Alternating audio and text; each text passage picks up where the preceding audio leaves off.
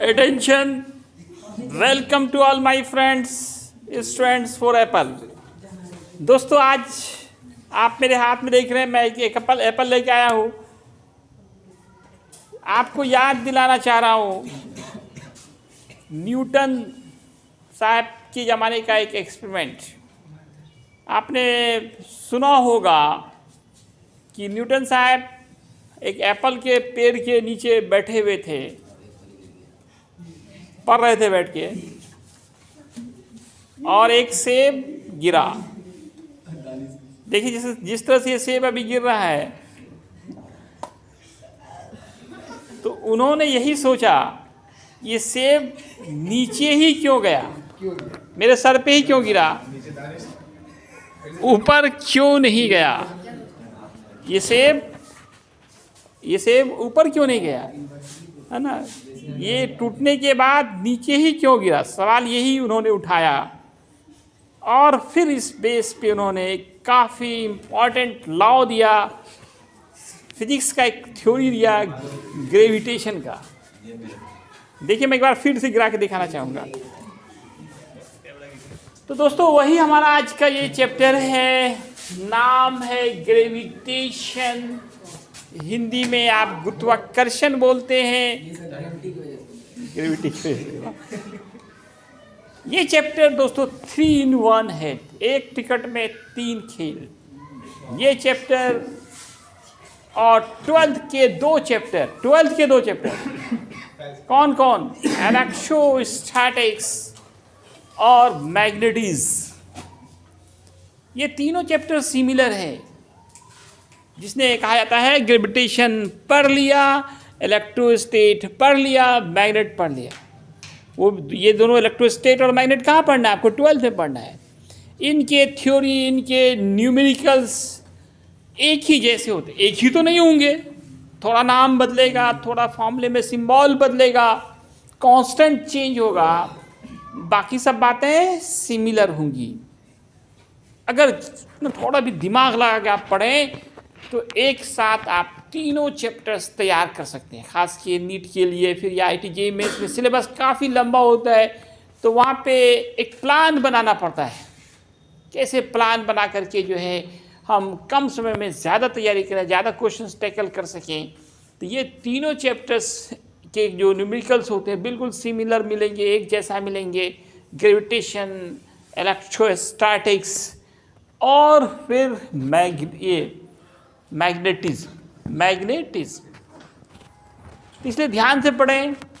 यहाँ पढ़ लेंगे तो 12th में भी आसानी होगी आपको। ऐसे तो ये आपको 9th में ही पढ़ाया जाता है, वहाँ पे थोड़ा कम पढ़ते हैं, यहाँ थोड़ा बहुत ज़्यादा ब्रॉड करके पढ़ाया जाता है। अभी तक आज के बोर्ड में जो दिख रहा है वो तो 9th का ही दिख रहा होगा आपको। उसके बाद आपको कल से जो है आपको नई बातें दिखने को मिलेगा। सबसे पहले तो ग्रेविटेशन क्या है इसकी बात हम लोग कर लेते हैं। आपने भी देखा कि जो एप्पल है ये नीचे गया, तो पहले तो न्यूटन साहब ने सोचा कि अर्थ ने खींचा, फिर उन्होंने कहा ये अर्थ ही नहीं बल्कि इस यूनिवर्स की, इस ब्रह्मांड की हर एक ऑब्जेक्ट एक दूसरे को अपनी ओर आकर्षित करती है, अट्रैक्ट करती है। ये अट्रैक्शन फोर्स ही ग्रेविटेशन कहलाता है। ये अट्रैक्शन क्यों लगता है, इसके पीछे क्या रीज़न है, तो क्या है दोस्तों, मास। क्या है, मास है।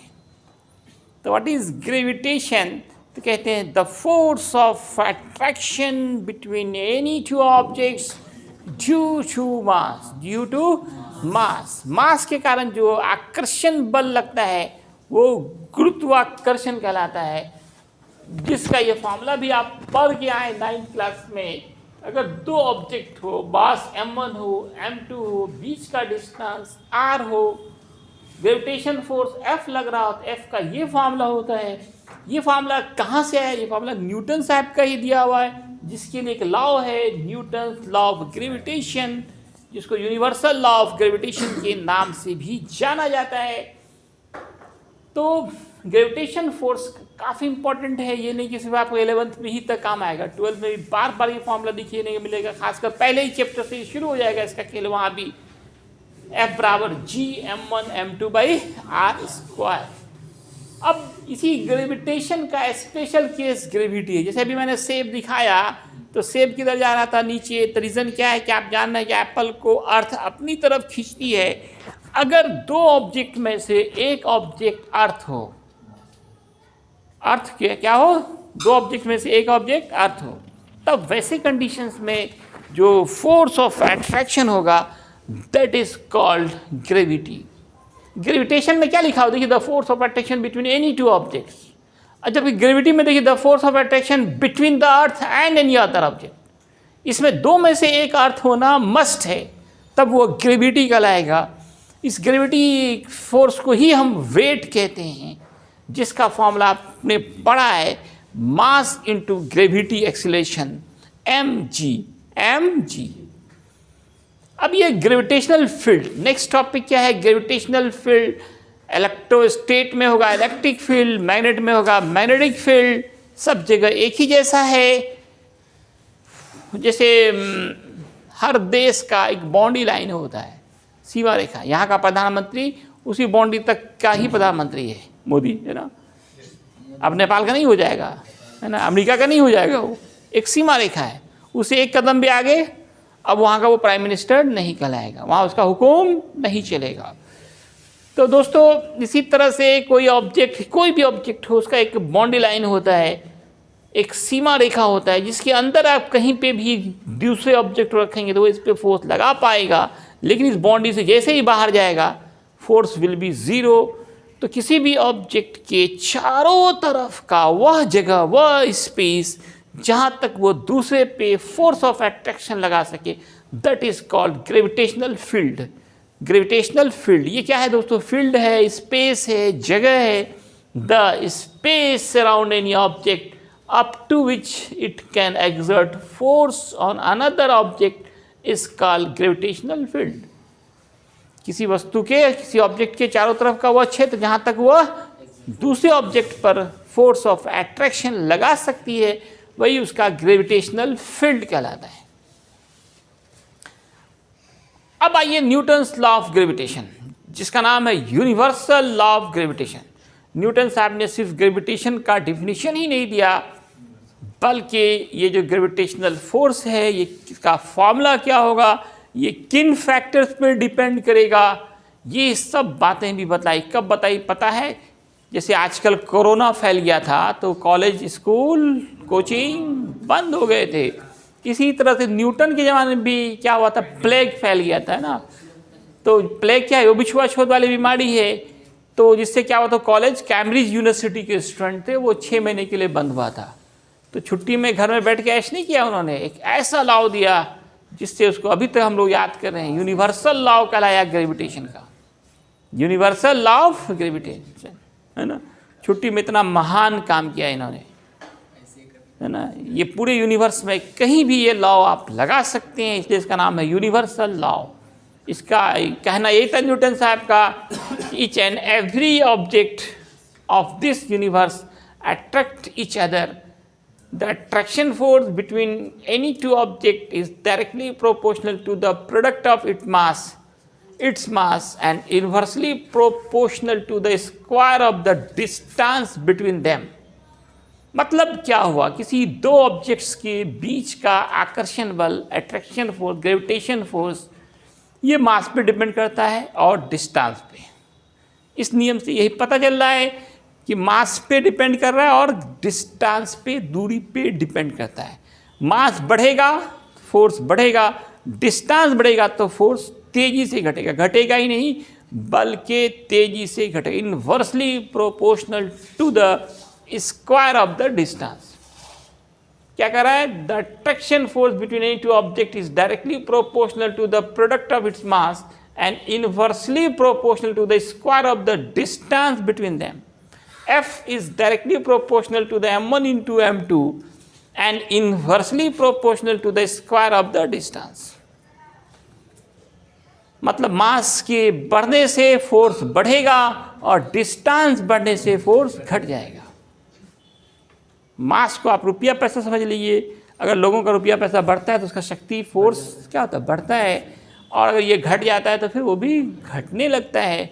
इसको मास समझ लीजिए, मास बढ़ेगा फोर्स भी बढ़ेगा, लेकिन दूरी बढ़ने से, दो मैग्नेट है दूर रखिए नहीं सटता है, दो चार्ज बॉडी है दूर रखिए नहीं अट्रैक्ट होता है, नज़दीक लाने पे सटता है।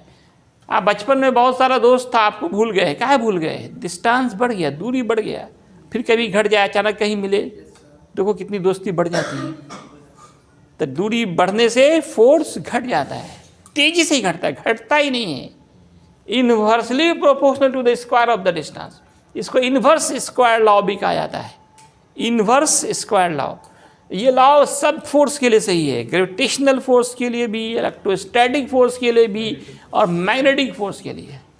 इंपॉर्टेंट ऑब्जेक्टिव है, डिस्टेंस बढ़ाएंगे तो फोर्स क्या होगा? बोलता है बढ़ेगा। इतना एग्जाम्पल दिए, दूरी बढ़ेगा क्या होगा? ये दूरी बढ़ेगा, फोर्स बोलो तेजी से घटेगा, स्क्वायर के इनवर्सली प्रोपोर्शनल। डिस्टेंस बढ़ेगा, फोर्स तेजी से घटेगा, तेजी से, है ना। डिस्टेंस अगर 2 गुना कर देंगे, फोर्स 2 का स्क्वायर कितना हो? 4, तो 1/4 गुना हो जाएगा। 10 गुना बढ़ेंगे, 10 का स्क्वायर नहीं होता है, 1/100 टाइम्स घट जाएगा। मास को 2 टाइम्स करेंगे तो 2 ही टाइम्स बढ़ेगा, लेकिन डिस्टेंस में क्या है? स्क्वायर है। दूरी बढ़ने से फोर्स तेजी से घटता है, घटता ही नहीं है बल्कि तेजी से घटता है। दोनों को मिलाने का तरीका है, जो कॉमन 1 लिखते हैं, जो कॉमन उसको मल्टीप्लाई करते हैं, प्रोपोर्शनल हटा के इक्वल लाते हैं, कांस्टेंट जी लाते हैं। जी का नाम है universal constant of gravitation. Capital G का नाम है universal constant of gravitation. Universal constant of gravitation. यहाँ पे एक नया चीज़ आ गया जी। आपके घर में जब भी कोई नया आदमी आए, नया मेहमान है, नाम पता पूछते कि नहीं, एड्रेस पूछते कि नहीं? तो जी का नाम पता एड्रेस पता लगाइए, कौन है, कहाँ से आया है, व्हाट इज जी। तो सबसे पहले सिंबल तो पकड़ में आ गया, ये जी है, कैपिटल जी मतलब यूनिवर्सल कांस्टेंट है। यूनिवर्सल कांस्टेंट किस चीज़ का? ग्रेविटेशन का। ग्रेविटेशन का यूनिवर्सल कांस्टेंट है कैपिटल जी। अब इसका पूरा डिफिनीशन कैसे निकालेंगे? तो यहीं से जी का फॉर्मूला निकालिए, F × r² बाई क्या होगा? m1 × m2। अब इस फॉर्मूले में फिर r को 1 मास को, दोनों ऑब्जेक्ट का मास जो है दोनों को 1 kg का मान लीजिए, दूरी को 1 मीटर मान लीजिए, तब इस फॉर्मूले में बैठाइए तो ये सब 1 1 1, तो बचा क्या? G = F के। G = F के मतलब gravitational constant equal gravitational force के।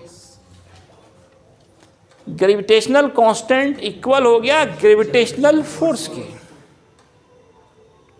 ग्रेविटेशनल कांस्टेंट क्या है? ग्रेविटेशनल फोर्स है, जो ऐसे 2 ऑब्जेक्ट के बीच लगता है जिसका मास यूनिट हो और डिस्टेंस भी यूनिट हो। इसलिए डिफिनेशन कहते हैं, what is capital G, what is gravitational constant, what is universal constant of gravitation. इसका क्या डिफिनीशन है? तो कहते हैं it is the gravitational force between 2 objects of unit mass lie at unit distance. The gravitational force between 2 objects of unit mass lie at unit distance is called universal constant और universal constant of gravitation denoted by ji.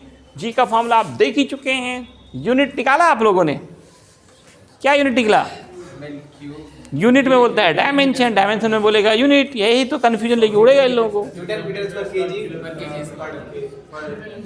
Force का Newton, are distance है उसका metre square है, दोनों मास है दोनों का kg, newton metre square kg inverse 2 mark कर दीजिए।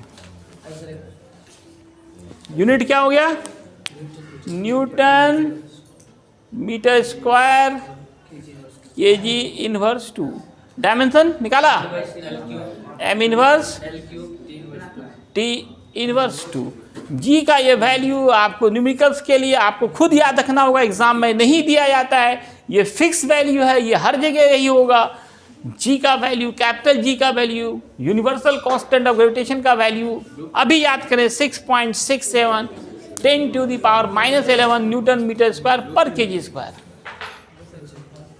अब एक इंपॉर्टेंट यहाँ पे शॉर्ट क्वेश्चन है जो बार बार पूछे जाते हैं एग्जामिनेशंस में। क्या important short question? Why G is called universal constant? ये कैपिटल जी यूनिवर्सल कांस्टेंट क्यों कहलाता है? तो मैंने इसका आंसर लिखा है, G is called universal constant because the value of G does not depend upon mass, size, nature, position of object, that is value of G always remain fixed at each and every place and for each object.